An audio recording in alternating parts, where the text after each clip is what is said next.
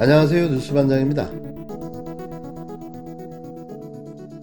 문재인 정부의 대북 정책에 비판적인 입장을 구체적인 로드맵이 제가 정치에 입문한 지 오래되지 않아서 사실 구체적인 로드맵에 대해서 여러분들에게 지금 말씀드릴 수 있는 상황은 아닙니다. 기업 규제 법안 중에서 꼭 철폐해야 되는 법안. 공부가 부족해서 앞으로 공부를 좀 더 열심히 해서 문제점이 뭔지에 대해서 말씀드리도록 하겠습니다. 현재 부동산 정책에 대해 간단히 말하면 이 정부가 하고 있던 것과 반대로만 하면은 등록임대사업자들에 대한 규제를 그 사람들이 충분한 임대 물량을 공급할 수 있도록, 이 부동산 문제는 우리나라에 돈이 너무 많이 풀렸습니다.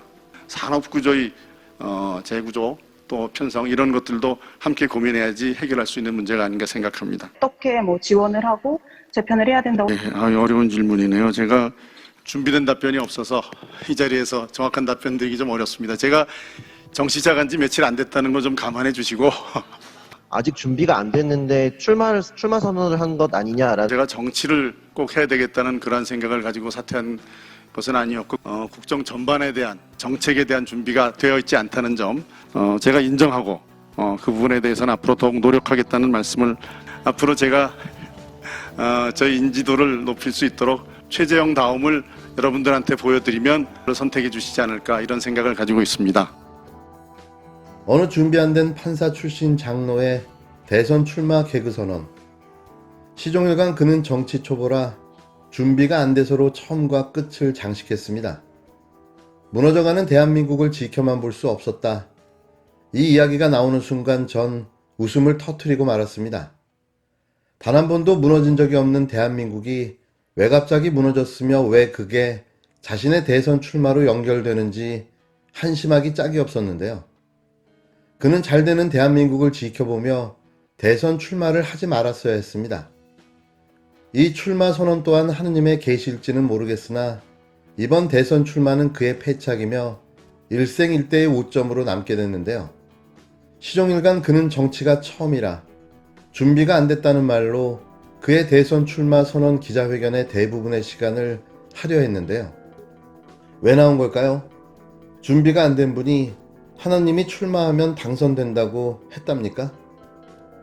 8월 4일은 안철수, 윤석열에 이은 또 한 명의 대선봉 환자의 등장이라는 점에서 그리 놀랍지 않은 날이었는데요.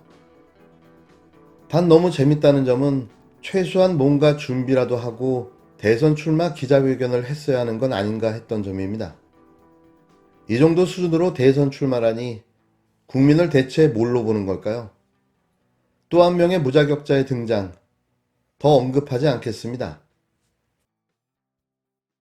이번에도 이낙연 난타전이었습니다. 4일 오후 YTN 주간으로 열린 더불어민주당 대선 경선 2차 토론에서 이재명, 정세균, 추미애 후보는 지난 1차 토론에 이어 또 한 번 이낙연 후보를 집중 공격했는데요. 이들은 정치개혁이라는 주제에 맞춰 이낙연 후보의 정치와 이낙연표 개혁의 실체가 무엇이냐는 질문을 거듭 던졌습니다. 시작은 추미애 후보였는데요. 그는 정치개혁 과제로 국무총리 폐지를 꼽으며 대통령이 국회 동의를 얻어 총리를 임명하는 것임에도 관료주의 온상 역할을 한다고 말했는데요. 또 이낙연 후보가 총리 시절 부동산 정책과 관련해 당시 깊은 문제의식을 갖고 당정청 협의를 보고받진 않았다고 말한 것을 두고 관료에 포획된 국무총리제의 폐단을 자백한 것이나 마찬가지라고 꼬집었습니다. 추 후보는 수사기소 분리도 당대표로서 권한이 있을 때 왜 뒷받침을 안 해줬냐라며 출마 선언문의 개혁이란 단어도 전혀 등장하지 않는데 개혁 의지가 없는 것이 아니냐고도 추궁했는데요. 또 어느 여론조사를 보니까 이낙연 후보 지지자 3명 중 1명은 이재명 후보가 최종 후보가 되면 윤석열 전 검찰청장을 찍겠다고 나와 정말 충격스러웠다며 지지자들에게 단호하게 말해줘야 한다고 말했습니다. 정말 이 문재인 정부의 핵심적인 역할을 하셨는데 문재인 정부에 대한 평가 점수가 몇 점이냐 했더니 70점 이렇게 말씀하셔서 꼭 남의 얘기하는 것 같은 느낌이 좀 들었습니다. 이제 제가 구체적으로 좀 여쭤보면요. 그러면 정부 평가에서 대통령은 혹시 몇 점, 본인은 혹시 몇 점 이렇게 말씀하실 수 있을지. 네, 우선은요, 제가 문재인 정부 2년 7개월 13일 동안 총리를 한 사람으로서 정부에 대한 점수를 묻길래 겸양으로 그렇게 표현을 했습니다.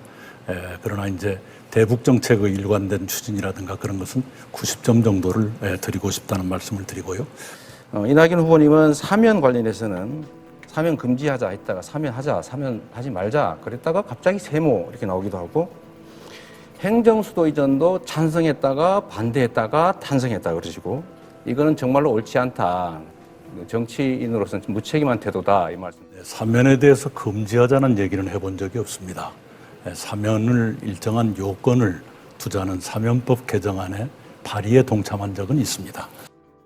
180석 압도적 그 집권 여당의 당 대표를 하셨고 엄청난 권한을 가지고 계셨는데 지금 말씀하시는 국민 소환제 면책 특권 제한 그때 하셨으면 되는데 왜 지금은 안 하시고 앞으로 대통령이 굳이 돼서 하시겠다는지 설명 부탁드립니다.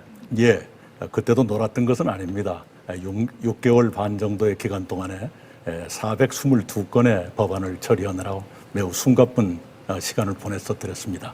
그것도 법안의 건수만 많은 게 아니라 제주 4.3 특별법, 또 광주 5.18 관련법, 지방자치법, 그리고 공정거래법, 국정원법, 경찰법 등등 많은 것을 했지요. 이재명 후보는 주도권 토론 시간 7분 중 4분가량을 이낙연 압박에 사용했는데요. 그는 부동산 정책은 각 부처에서 정하고 나는 사후에 알았다고 하면 무능하거나 무책임하다고 할 수밖에 없다며 문재인 정부 평가를 70점이라고 했는데 꼭 남의 얘기를 하는 것 같다고 지적했습니다. 이어 이번에 공약도 정말 많이 냈던데 전남지사, 국회의원, 당대표, 책임 총리로서 엄청난 권한을 갖고 많은 일을 했다며 그때 할 수 있었는데 왜 지금 와서 대통령이 되면 하겠다고 하는가라는 질문을 했는데요. 후보마다 딱 한 번 쓸 수 있는 1분 찬스 역시 이낙연 견제용이었습니다. 이재명 후보는 이낙연 후보는 사면하자고 했다가 갑자기 세모를 들고 행정수도 이전도 찬성했다가 반대했다가 찬성했다며 이런 건 정말 옳지 않다. 정치인으로서 무책임한 태도라고 비판했는데요. 또 준비 자료를 읽어가며 2월 18일 경인지역 일간지 정치부장들과 오찬 간담회를 하면서는 경기 북부 분도를 반대하더니 최근엔 갑자기 분도에서 강원도랑 메가시티를 만들자고 해 놀랐다고 말했는데요. 정세균 후보는 재차 노무현 대통령 이야기를 꺼내들었습니다. 그는 이낙연 후보의 지난 토론 때 노무현 대통령 탄핵에 대한 답변이 좀 모호했다고 운을 뗀 뒤 예비 경선 때는 노무현 대통령의 꿈과 성취를 계승하겠다고 했는데 2006년 2월 교섭단체 대표연설에선 노무현 정부를 군사독재 정권보다 더 빈부격차를 키운 반서민 정권, 실패한 정부 등으로 독하게 비판했다. 도대체 노무현 대통령에 대한 정치 철학과 방향 중 어느 게 진짜인가라고 물었습니다. 또 2015년 전남지사 공약 중 21개 중 20개를 이행했다는 평가를 받았다고 했는데 매니페스토 자료를 보니까 공약 76개 중 완료 5개, 계속 추진 15개라며 너무 편차가 큰데 혹시 헷갈렸는가 아니면 실적을 부풀린 것인가라고 되물었는데요. 정 후보는 이 후보가 고성 산불, 조리독감 관리 등을 총리 시절 성과로 꼽는 것도 총리의 기본 업무이지 성과라고 내놓긴 어려운 것이 아니냐며 진짜 국민들께 이런 것도 했다고 자신있게 말할 부분이 없냐고도 지적했습니다. 이낙연 후보는 노무현 정부 비판은 2002년 대선 끝나고 당이 분열됐는데 당시 야당으로서 분노를 표현했다며 그 기간 동안 서로 상처를 준 것은 가슴 아프게 생각한다고 해명했는데요. 또 전남지사 공약 이행률은 실적을 부풀릴 이유가 없다며 2015년에 이행하기로 한 것을 국한해서 그런 보고를 전남도로부터 받았고 당시 도민 만족도는 꽤 높은 편이라고 반박했습니다. 이어 이낙연 후보의 공세도 만만치 않았는데요. 물론 그 대상은 이재명 후보였습니다. 이 후보의 왔다 갔다 하는 무책임한 태도에 대한 비판에 그는 왔다 갔다 한 적이 없다고 말했는데요. 이 후보는 이때 1분 찬스로 사면금지 얘기는 한 적도 없고 일정한 요건을 주자는 사면법 개정안 발의엔 동의한 적이 있다. 행정수도는 헌재 판정 후 다른 대안을 내야 하는 것이 아니냐고 했다. 이명박 정부가 좀 폐악질이 심해질 때 대통령제 대안으로 당시 헌법연구회 공동대표로서 독일식 내각 책임제에 관심을 가졌다는 등 당시 상황마다 나름의 이유가 있었다고 적극 해명했습니다. 성남시장으로 일하시던 2014년에 네. 이렇게 단호한 조치를 취했습니다.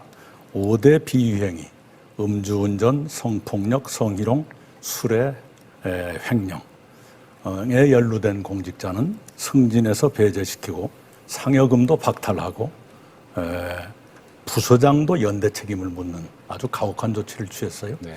대통령이 되신다면 이것을 모든 공직자나 모든 공공기관에 확대하실 생각이신가요?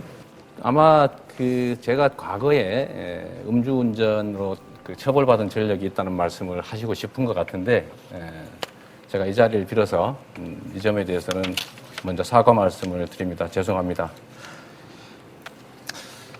사실 그 문제는 제가 과거로 돌아가서 지워버리고 싶은 제 인생의 오점인데 이제 앞으로는 없을 일이고 또 제가 공직자가 된 후에는 그런 일이 없으니까. 이낙연 후보는 이재명 후보가 성남시장 시절 공직자 5대 비위 행위를 엄단할 때 음주운전을 포함했던 일을 거론하며 재차 반격에 나섰는데요. 그러자 이재명 후보는 자신의 음주운전 전력에 대해 이 자리를 빌어 먼저 사과 말씀을 드린다. 죄송하다며 머리를 숙였습니다. 또 그 문제는 제가 과거로 돌아가서 지워버리고 싶은 인생의 오점이라며 앞으로 그런 일은 없을 것이고 제가 공직자가 되고 나선 그런 일이 없었다고 덧붙였는데요. 두 사람은 딱 하나, 국회의원 소환제 도입 필요성에는 공감했습니다. 하지만 김두관 후보는 국회의원 특권 폐지는 찬성하지만 소환제는 다르다고 반대했는데요. 그는 과거 안철수 후보가 국회의원 100명으로 줄이자고 했는데 정치 혐오로 표를 얻겠다는 얄팍한 수로 보였다며 막연한 정치 혐오를 아는 유력주자 두 분이 국회의원 소환제를 낸 것에 저는 동의할 수 없다고 말했습니다. 이 부분에 대해선 저는 김두관 후보 의견에 반대합니다. 국회의원 소환제는 모든 권력이 국민에게 있음을 일깨워주는 참 법안인데요. 국민을 대표해 국회의원으로 일하는 자가 국민의 뜻을 무시하고 방기한다면 당연히 직접 소환해 그 책임을 물을 수 있어야 된다고 생각합니다. 그런 점에서 전 국회의원 소환제가 하루속히 입법화되기를 바랄 뿐인데요. 이번에도 여지없이 또 드러나고 말았습니다. 옥석이 가려지기 시작한 거죠. 이젠 답이 나와 있지 않나요? 누가 진짜인지 또 누가 가짜인지 말이죠. 국회의원들의 면책 특권을 제한하고 국민 소환제를 도입하겠습니다. 수사와 기소의 완전한 분리를 목표로 검찰 개혁을 계속 추진하겠습니다. 공직윤리처를 신설하겠습니다. 두 번째는 개헌입니다. 주거권, 생명권, 안전권 같은 기본권을 새로 신설하고 다른 기본권도 시대에 맞게 강화하겠습니다. 국무총리제를 폐지하고 대통령 4년 중임제와 또 정부통령 직선제를 제한합니다. 그리고 또한 면책특권, 불체포특권을 폐지하고 또 국민소환제 도입으로 정치의 책임성을 높이는 것이 바람직하다 하겠습니다. 전국을 5개의 메가시티, 2개의 특별자치도로 나누어야 한다고 생각을 합니다. 입법권, 가세권도 가감하게 지방정부로 이양해야 한다고 생각을 합니다. 논쟁만 하고 진척이 없는 쟁점 법안 1%는 국민들이 직접 결정하게 하겠습니다. 국민의 대리인에 불과한 정치인들이 사실상 국민을 조종, 선동 또는 지배하는 그런 아주 나쁜 상황까지 가기도 합니다. 일반적 원리에 의하면 권한을 가진 사람이 위임을 하면 언제든지 회수할 수 있어야 됩니다. 국회의원에 대한 국민 소환제를 반드시 해야 되겠다 이 말씀을 하나 드리고요. 수도 이전을 둘러싼 갈등 오래됐습니다. 그리고 위헌 논란도 여전히 있습니다. 그래서 지방 분권과 국토의 균형 발전 반드시 이뤄내겠습니다. 실권형 총리가 있는 세종, 그리고 외교 국방 안보를 책임지며 미래를 준비하는 대통령, 이렇게 안정적으로 끌어가겠습니다. 국회에 와서 대통령이 직접 질문에 국민들의 질문, 국회의 질문에 답을 드리도록 하겠습니다. 대통령 4년 중임제 개헌입니다. 최고 책임자를 국민이 내 손으로 직접 뽑는 대통령 중심제는 반드시 유지되어야 합니다. 5년 단임제는 군사정권의 장기 집권을 막기 위한 제도였습니다. 민주화 시대 책임 정치를 강화하기 위해 4년 중임제가 꼭 필요합니다. 대통령 임기를 1년 단축하겠습니다.